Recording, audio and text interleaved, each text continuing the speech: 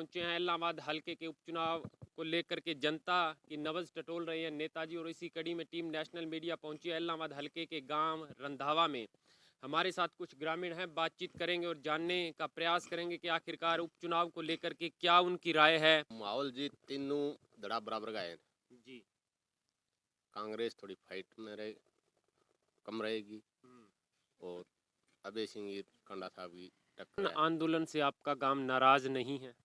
नाराज है जी। फिर भी बीजेपी फाइट में है। बीजेपी तो पौने ने टिकट हटाने के कारण जगह और लोग आ गए भाई, पौने तो रोज वो पार्टी बदला आपकी, तो उसने करके ऐसे करके मान लो भरत सिंह टिकट करनी, तो भरत सिंह अब की बार मान लो ज़्यादा लीड करा हमारे गांव से।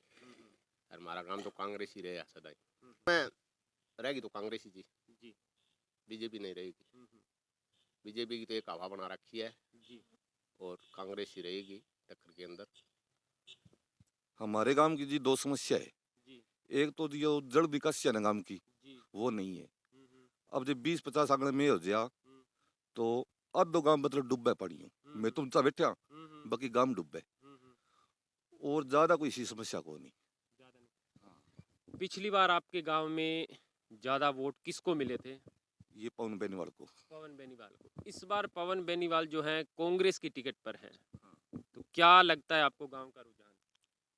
देखो जी, पवन की तो इतनी हवा नहीं है यहाँ पर। यहाँ पर तो अब की बार तो ये गोविंद कांडा का माहौल है, और वो इसी है ये जेजेपी के कारण। जेजेपी के कारण? हाँ जी। तो क्या लगता है जेजेपी बीजेपी, कुछ गोविंद कांडा हैं, अभय सिंह चौटाला इनेलो की तरफ से विधायक रहे हैं, किसानों के समर्थन में इस्तीफा दिया है। नहीं, ये भी इसने इस्तीफा तो ठीक दिया है, पर ये दोबारा चुनाव में आप नहीं आते।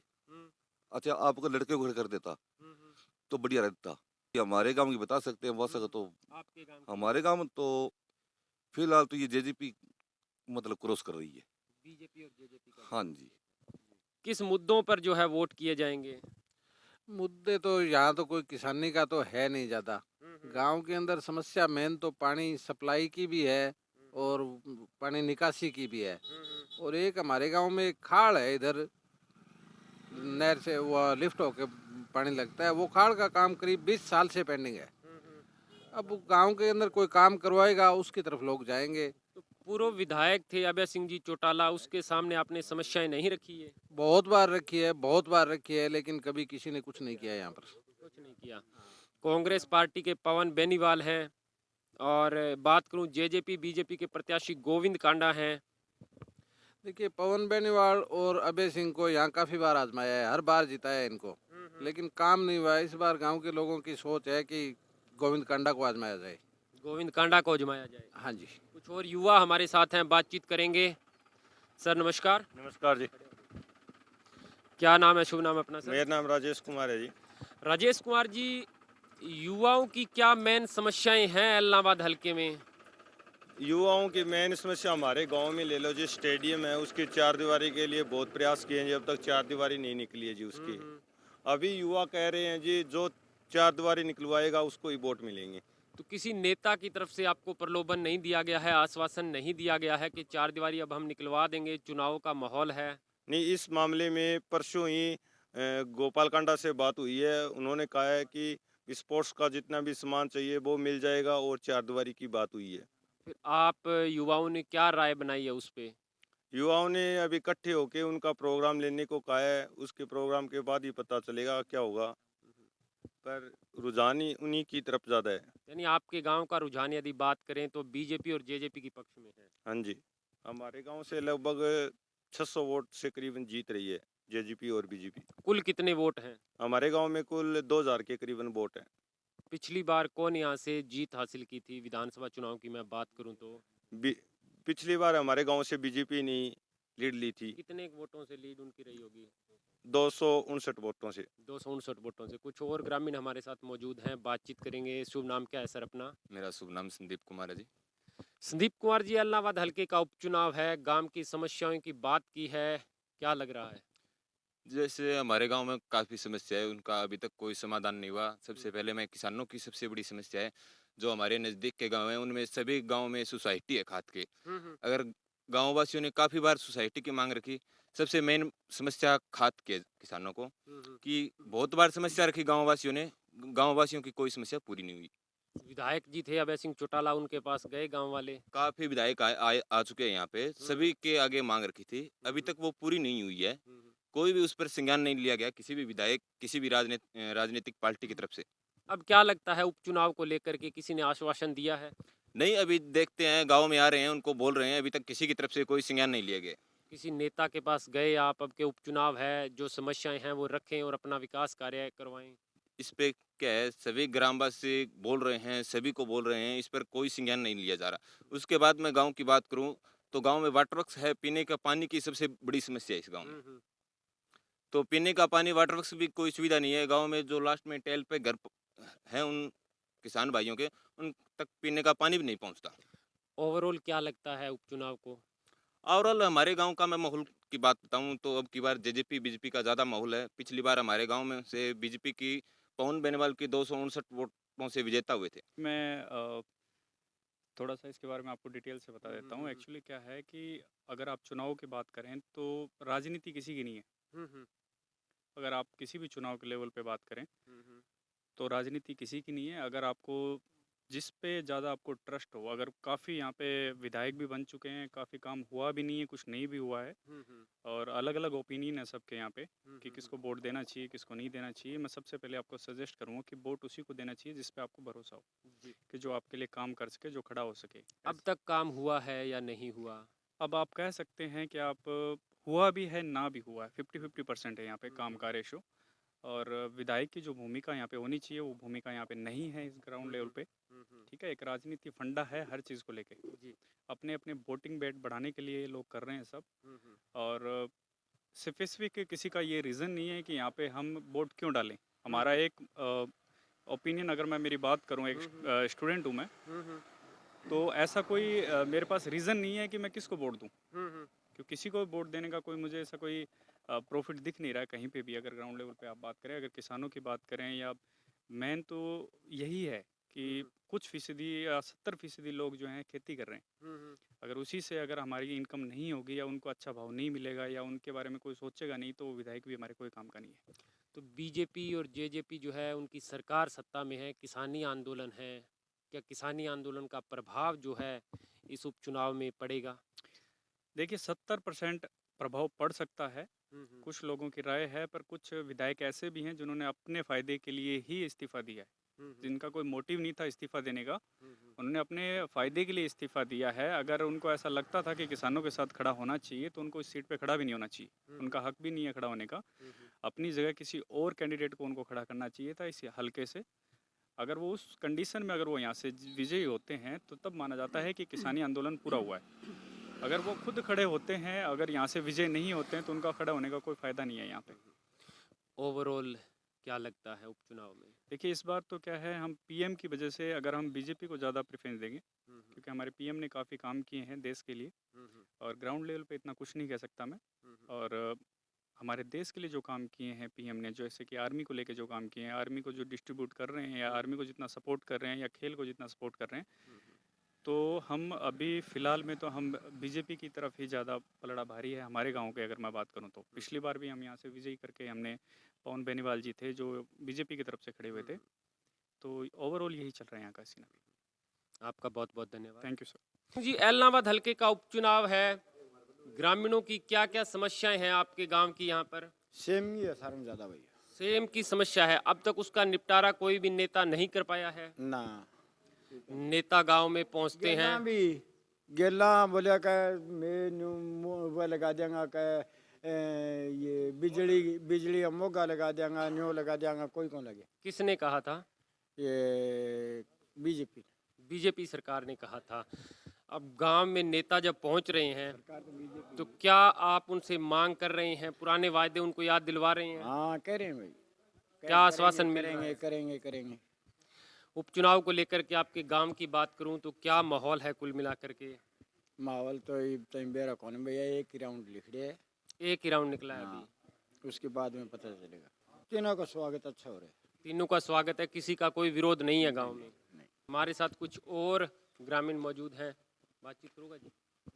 अच्छा, तो कर्मचारी है और मैं पीछा करेगा कर लो मैं तो एक दो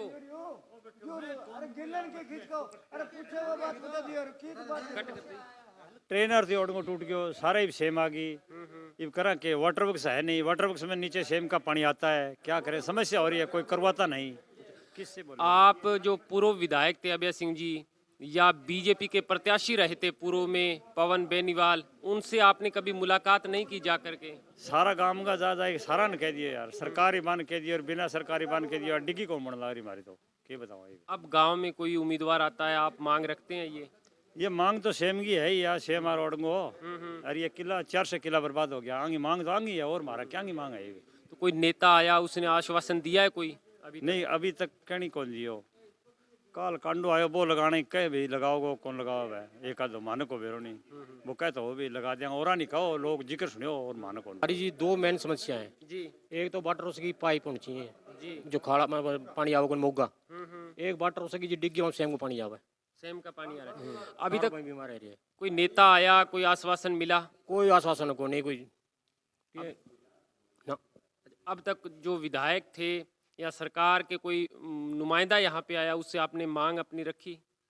शायद कौन रखी ना, खाड़े को रखी, पाइपों की मांग नहीं रखी है ना।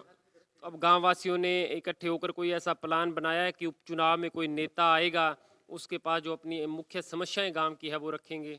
समस्या तो एक तो बने जी खाड़ा की बताई दी पाइपा की, एक डिग्गी एक बन मार सेम नाड़ो नहीं, वो कम से कम 200 एकड़ जमीन खराब हैगी। तो उसके लिए आप किसी नेता से मिले या आपके गांव में कोई नेता आया उसको आपने नेता तो बोला आए। हो? नेता तो अपने विधायक जी आया, अभय सिंह आया, भरत सिंह आया, पवन भी आया, ये बने कांडा साहब भी आया, सारे आए नेता, तो देखी भी आए खड़े सेम नाड़े ने। कुछ आश्वासन मिला उनकी तरफ से? हाँ मिला तो सही, अब देखो आगे होगा। क्या कहा? कांडा साहब तो बोला मोटर लगा दियो, जो भी खर्चा लगा तो मैं दूंगा। और पवन जी आए बोले भाई इतने मतलब सभी मतलब अपना आप भी करने लग रहे हैं। अब कुल मिलाकर के ओवरऑल गांव का माहौल मैं पूछूं तो उपचुनाव को लेकर के क्या है? अभी को नहीं जी, 30 तारीख वोट पड़ेंगे, 28-29 नवंबर पड़ेगा, वही तो गुड़ मुड़ चल रहा है। एलनाबाद हल्के के उपचुनाव को लेकर के क्या माहौल है गांव का, क्या चर्चाएं हैं? नमस्कार दादाजी। नमस्कार भाई, नमस्कार। शुभ नाम क्या है अपना? मेरा नाम हरदत्त है भाई। हरदत्त जी, एलनाबाद हल्के के उपचुनाव को लेकर के क्या आपके विचार हैं, क्या राय है? विचार अर्थ भाई बिल्लू ही जीतेगा। अभय सिंह जी जीतेंगे? हाँ। किसान आंदोलन का कितना प्रभाव आप मानते हैं? किसान आंदोलन में तो प्रभाव है थोड़ा ही, हम जीतेगा वही। अभय सिंह जी जीतेंगे। मुख्य रूप से यदि मैं बात करूं तो दो उम्मीदवार और हैं, बीजेपी जेजेपी की तरफ से गोविंद कांडा हैं, कांग्रेस की तरफ से पवन बेनीवाल हैं। हाँ तो भाई तो दोनों आगे आप दोनों बांट लेंगे, आदमी हो एक लो और आदमी भाई दो हैं, क्यों कर ले। आपको क्या लगता है पूरी तरह से यदि बात करें, बहुत से गांव में जेजेपी और बीजेपी के प्रत्याशी का विरोध किया जा रहा है, करें इसको लेकर के आपकी क्या राय है? विरोध तो चलो करें नहीं या करेंगे यार, विरोध तो करेंगे बेचारा अपने बाप, हमारे गाँव में कौन करें विरोध वाला। आपके गांव में विरोध नहीं हो रहा है? हाँ कौन करें। क्या मुख्य समस्याएं हैं आपके गांव की? मुख्य समस्या सारी पड़ी है भैया, इन्हें तो जोड़ो भरियो पड़ी है भाई, पानी डूबन ला रहे हैं घर, कोई संभाले कौन 7 साल गया कागता बिन पक्को दिखा रहे कि अगला नेता नाता कोई आवा ही को नहीं आ रहा है संभाले। अभी उपचुनाव को लेकर के नहीं आए यहाँ पे? चुनाव भाई अब कहीं पानी कटा देंगे, वो कंडो का कटा दूंगा पानी। अच्छा, गोविंद कांडा बीजेपी के जो प्रत्याशी हैं? हाँ तो सरकार में वही है, वही कटाओ और तो दूसरों को कटाओ पानी तो यार। हमारे साथ कुछ और ग्रामीण हैं, बातचीत करने का। सर शुभ नाम क्या है अपना? सुभाष। सुभाष जी, क्या है आपके गांव का रुझान यदि बात करें? बिल्लू का रुझान है। अभय सिंह जी का रुझान है। हाँ अभय सिंह। किसान आंदोलन के समर्थन में इस्तीफा दिया, कितना फायदा जो है मिलता हुआ दिख रहा है? फायदा किसान आंदोलन का तो है ही, किसान मजदूर का फायदा तो। विरोधी दल आरोप लगाते हैं कि किसानों के समर्थन में इस्तीफा दिया है, किसान अभी दिल्ली की सीमा पर बैठे हैं, इनको चुनाव नहीं लड़ना चाहिए था।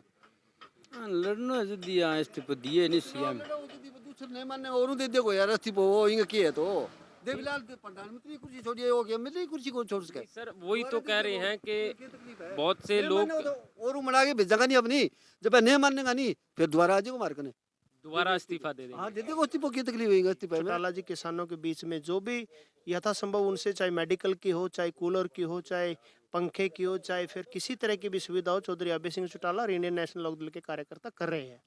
कितना प्रभाव इस्तीफे का एलनाबाद हलके के उपचुनाव पर आपको दिखाई दे रहा है?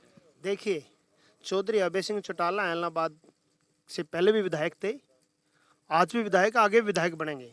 अभी उन्होंने इस्तीफा दिया हुआ है। इस्तीफा की बात तो ये है, देखिए क्या होता है कि राजनीति में जो लोगों के दिले पर राज करता है वही राजनीति में राज करता है। इलाहाबाद की जनता, इलाहाबाद के लोग चौधरी अभय सिंह चौटाला को पलकों में बिठाए हुए हैं और इस्तीफे के बाद पूरे हरियाणा में इंडियन नेशनल लोकदल का ग्राफ एकदम से उठा है। हाँ, यही विपक्षी कह रहे हैं, पूरे हरियाणा के अंदर इनेलो का ग्राफ उठा है, यानी कहीं ना कहीं अभय सिंह जी ने इस्तीफा जो है इनेलो का ग्राफ ऊपर करने के लिए दिया था, अपने स्वार्थ के लिए दिया था। ये विपक्षी दल के लोग आरोप लगाते हैं। नहीं, सुनिए, मैं पहले भी कह चुका हूँ कि इनेलो के ग्राफ के लिए नहीं, चौधरी अभय सिंह चौटाला ने किसानों के मुद्दे पर किसानों के लिए इस्तीफा दिया था। किसान अभी भी, उनकी स्थिति की मैं बात करूं, वैसी की वैसी है।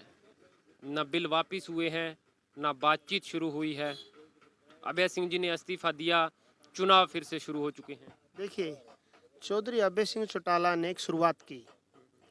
जो विपक्षी चौधरी अभय सिंह चौटाला पर आरोप लगाते हैं, चाहे वो सत्ता पक्ष के हों चाहे विपक्ष के हों, चौधरी अभय सिंह चौटाला ने इस्तीफा दिया। अगर उसके साथ मान लीजिए कांग्रेस के 31 एमएलए इस्तीफा देते तो क्या हरियाणा के और लीडरों पर असर नहीं पड़ता? मध्यवर्ती चुनाव नहीं होते? मध्यवर्ती चुनाव का बिलों से क्या फायदा हो सकता था? देखिए, जब तक कोई भी अहंकारी आदमी, किसी को भी गुरूर हो जाए किसी बात का, जब तक उसका गुरूर कैसे कम होगा? जब उसको कुछ आईना दिखाया जाएगा तभी तो। ये थे हमारे साथ माखोसरानी के ग्रामीण। साफ तौर पर कहना है कि अभय सिंह चौटाला जो है यहाँ पर इस गांव में हावी हैं। मुख्य समस्याएं भी इन्होंने बताई हैं कि सेम की समस्या है, अभी तक उसका कोई निपटारा नहीं किया गया है। आश्वासन लगातार दिए जा रहे हैं नेताओं की तरफ से।